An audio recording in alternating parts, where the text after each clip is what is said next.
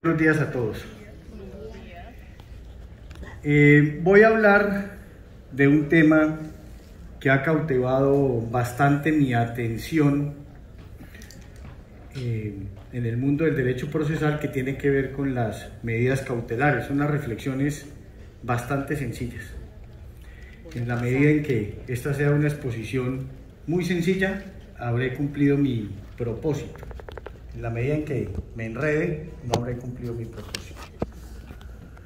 Medidas cautelares. En los últimos años, en las últimas expediciones legislativas, el tema de las medidas cautelares ha marcado un papel protagónico, fundamental, en las últimas codificaciones procesales, en las más importantes. Fundamentalmente en un trabajo que ya cumple más de una década, que está compuesto por dos legislaciones o códigos o estatutos hermanos, y por otro, que viene siendo como primo hermano, a mi manera de ver, el primo hermano feíto de la familia. Entonces, dos códigos hermanos, el Código General del Proceso y el Estatuto de Arbitraje, presentados por el mismo gobierno en la misma época, tramitada por el mismo Congreso, aprobados el mismo día, con los mismos parlamentarios, senadores, representantes de la Cámara, ponentes, y fundamentalmente con el mismo equipo externo asesor consultor del Gobierno Nacional cuando presenta las iniciativas y durante su trámite.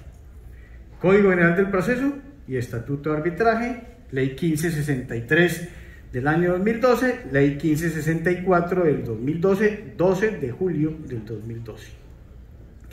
Y un código primo hermano, que era el Código Contencioso Administrativo, que el gobierno del presidente Santos, cuando llega, se encuentra que ya ha hecho tránsito en el Senado, falta el tránsito en la Cámara, un proyecto que, a mi manera de ver, lo hizo de forma bastante secreta el Consejo de Estado, y que Martín Bermúdez no me dejará mentir, no era consejero de Estado, era abogado litigante, y en el gobierno hicimos una comisión asesora del gobierno, Juan Carlos Guerra, Felipe Vivero, Juan Pablo Estrada, Martín Bermúdez. Martín fue el que más trabajó. Nos fuimos al Consejo de Estado a tratar, a nuestra manera de ver, cómo mejorábamos ese código. Algo hicimos, mucho no hicimos.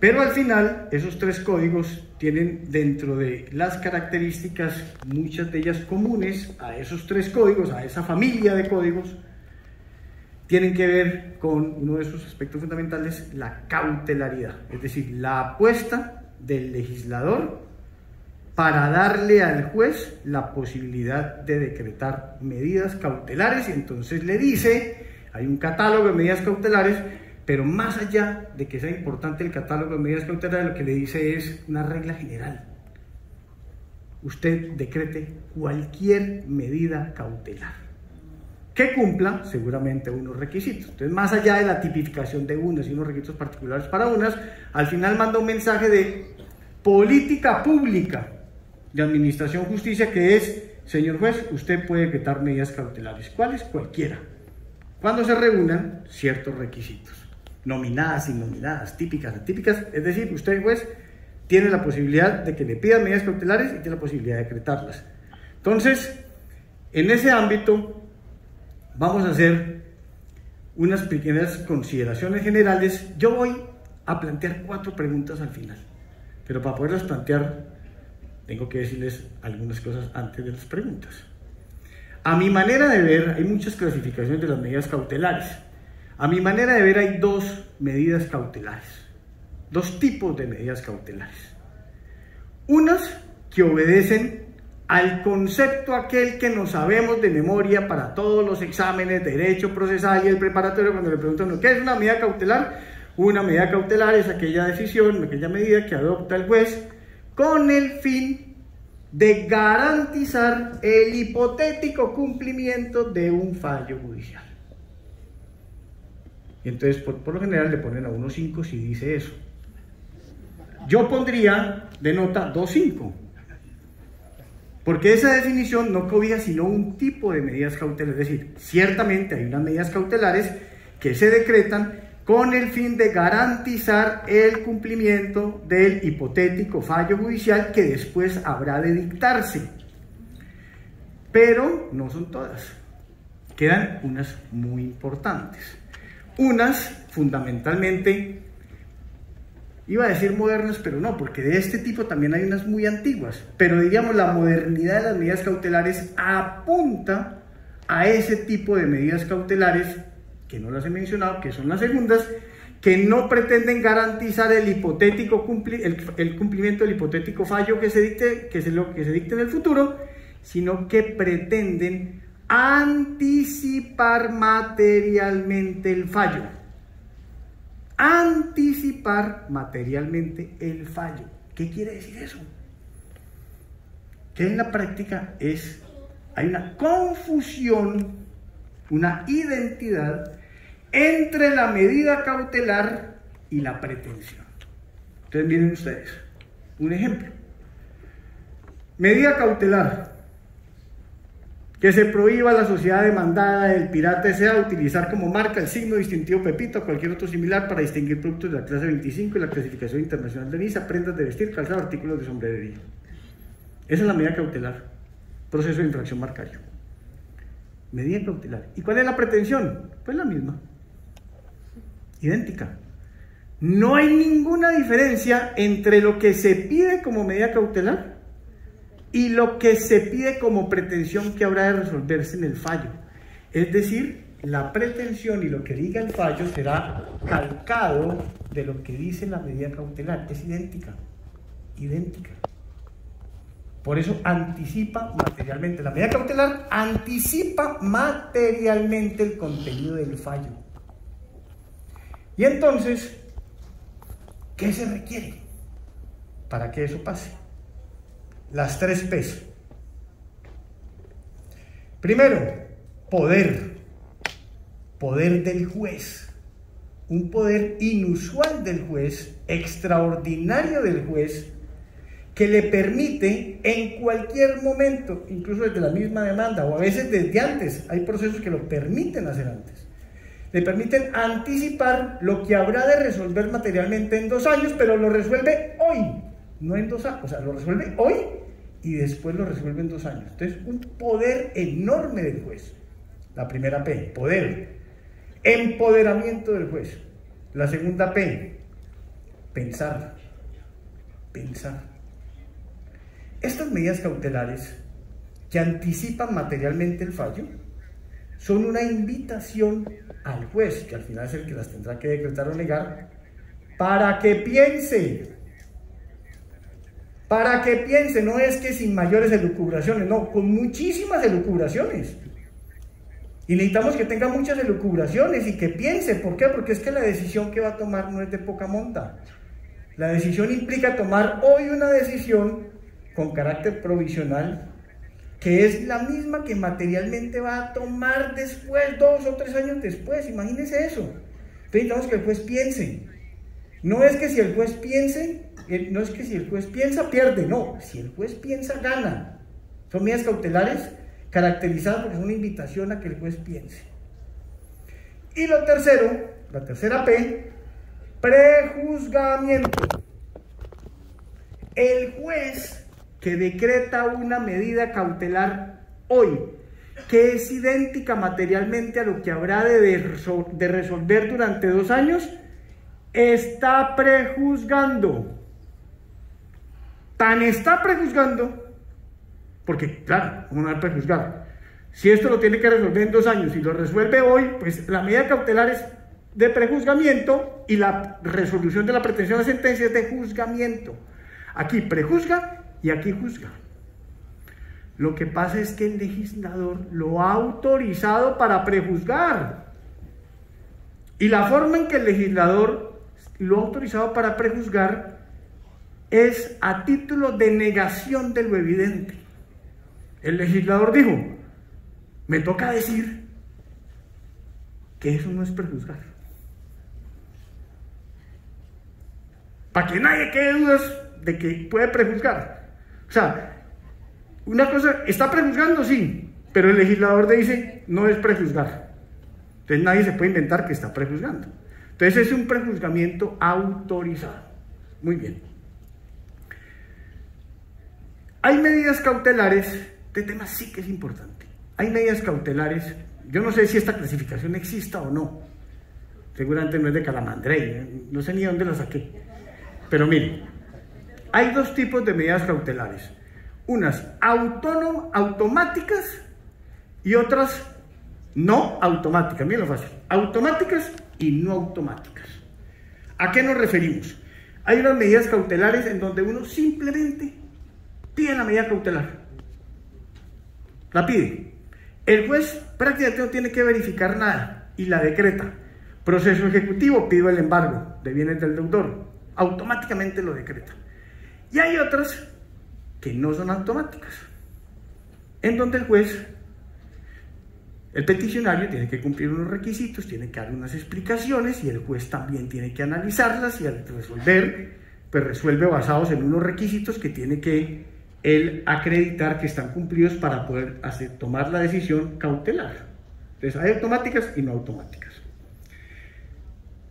Las medidas cautelares en los procesos declarativos, muy rápidamente. El artículo 590, en el numeral primero, regula 3 tipos de situaciones cautelares, de eventos cautelares. Entonces es fácil, en el 590, numeral 1. En el literal A, un evento. En el literal B, otro evento. En el literal C, otro evento. El del literal A. Cuando la pretensión afecte directa o indirectamente un derecho real principal o una universalidad de bienes, ejemplo, una acción de simulación, procede como medida cautelar, si se trata de bienes sujetos a registro, la inscripción de la demanda. Y, si no es sujeto a registro, el secuestro. Medida cautelar automática. Lo único que tiene que hacer es verificar que está tu proceso declarativo y que la pretensión afecte directa o indirectamente un derecho real principal o una universalidad de bienes. Si eso pasa, decreta la medida cautelar, inscripción de la demanda o secuestro. La del literal B. Cuando se trate de un proceso declarativo en donde el demandante pide una indemnización de perjuicios, puede pedir como medida cautelar la inscripción de la demanda sobre bienes sujetos a registro de propiedad del demandado. Mire, esa primera era automática y para garantizar el fallo. En cambio, esta también. Automática y para garantizar el fallo. ¿Qué tiene que verificar el juez? Que se trate de un proceso declarativo, que haya una pretensión de daños y perjuicios y procede de forma automática. No hay que pensar ahí porque ya el legislador pensó por el juez. Decreta automáticamente la medida cautelar. Y las del literal C, que son las mal llamadas innominadas, son medidas cautelares que pueden ser típicas, atípicas, nominadas o innominadas, que pueden ser para garantizar el hipotético del cumplimiento del fallo o pueden ser de anticipación material del fallo, por lo general muchas veces son de anticipación material del fallo, que son las del literal C, que son cualquier otra medida. Muy bien. Entonces, preguntas. 4 preguntas. Voy a hablar 4 preguntas sobre la más interesante de todas, la del literal C, el numeral primero, el artículo 590, es decir, que dice cualquier otra medida. ¿Qué significa cualquier otra medida? Sobre esto han armado, como dirían en Argentina, un quilombo. Fundamentalmente, unos tratadistas, a mi manera de ver, desocupados, y unos magistrados, de verdad, también desocupados. Cuando se dice cualquier otra medida, le hace cualquier medida. Empiezan a decir, no, que es que no puede ser una inscripción de la demanda, o no puede ser un secuestro, o no puede ser, porque es que esa ya habló de literal A y B, entonces que cuando dice cualquier otra son distintas a las otras. No es verdad. Cualquier otra medida es cualquier medida que cumpla unos requisitos, porque para decretar esta necesita unos requisitos. Razonabilidad, una conexidad con la pretensión y el fin de la medida cautelar, apariencia de buen derecho, el periculum in mora, la eficacia, la proporcionalidad, están en el literal C.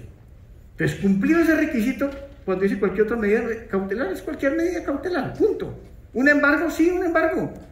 Lo que pasa es que ya no es automático.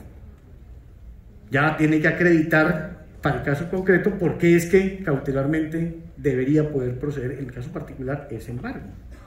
Ok. Existe una carga de sustentación de la solicitud y una carga de explicación de la decisión. Ese tema es muy importante. La ley no dice, ese literal C no dice, que la solicitud tiene que venir sustentada para que le decreten una medida cautelar de las del literal C, es decir, cualquier otra. No lo dice. Ahora, actúen como si lo dijera.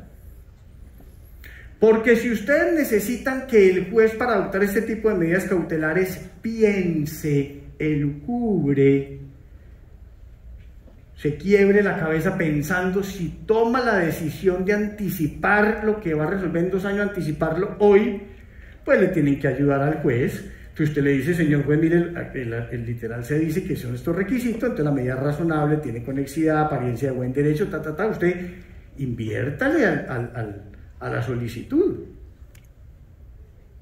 Inviértale a la solicitud. Y hay una carga de sustentación de la decisión por parte del juez. Pues yo creo que sí.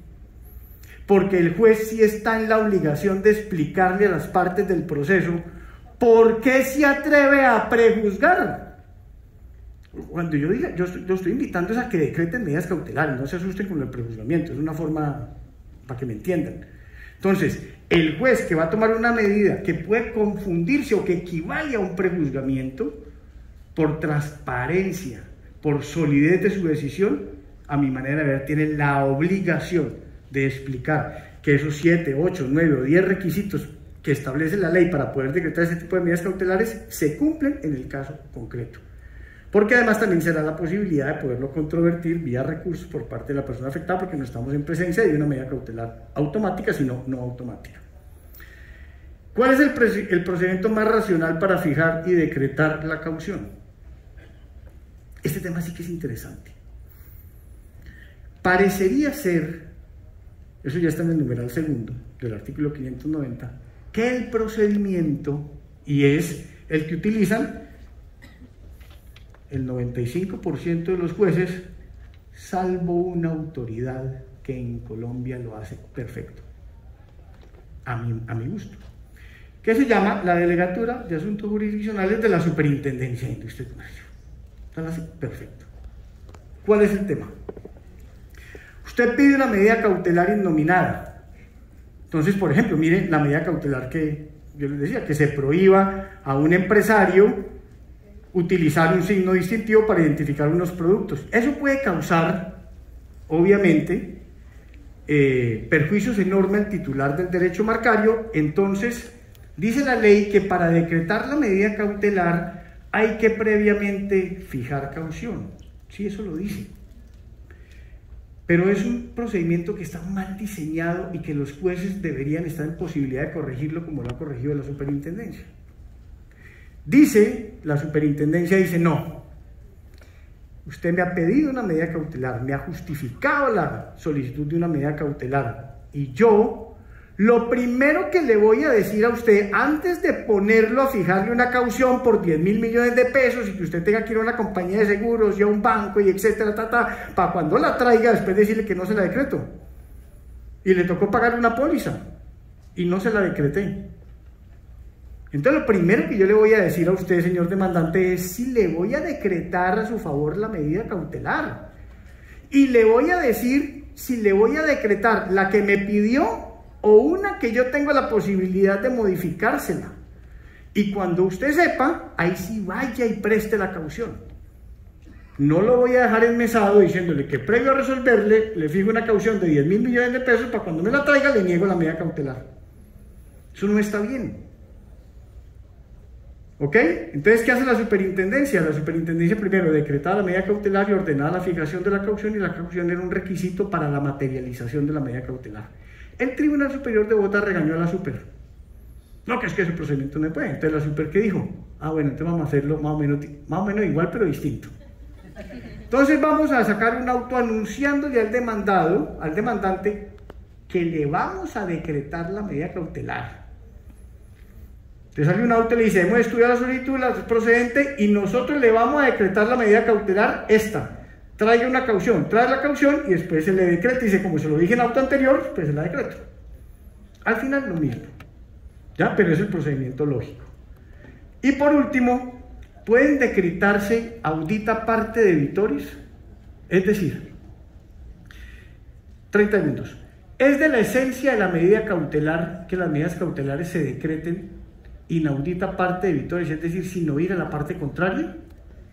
No es de la esencia. Hay medidas cautelares oficiosas, hay medidas cautelares que se pueden dictar después de trabada la litis, es decir, por regla general, diríamos, se dictan, si se piden con la demanda, son inaudita parte debitoris.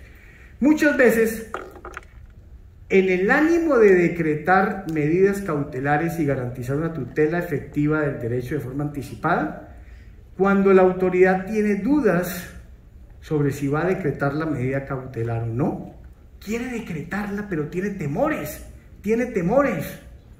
Recuerde que el juez desayuna, almuerza y come, entonces tiene temores. El juez, muchas veces, lo que debería hacer, y así lo hace la superindustria, que también eso creo que lo hace bien, cuando tiene temores, le corre traslado de la medida cautelar a la parte demandada y después de oír a la parte demandada, resuelve la solicitud accediendo a la cautela o negándola de forma mucho más tranquila. Esa es también, diríamos, una buena solución y no que la intranquilidad del juez lleve a un auto de no decreto de las medidas cautelares cuando él puede llenarse de más información y más razones para tomar la medida cautelar que corresponda. Termino resolviendo estas 4 preguntas y con una invitación fundamental a los jueces de la rama judicial. El reto de las medidas cautelares es uno: decretarlas. Punto.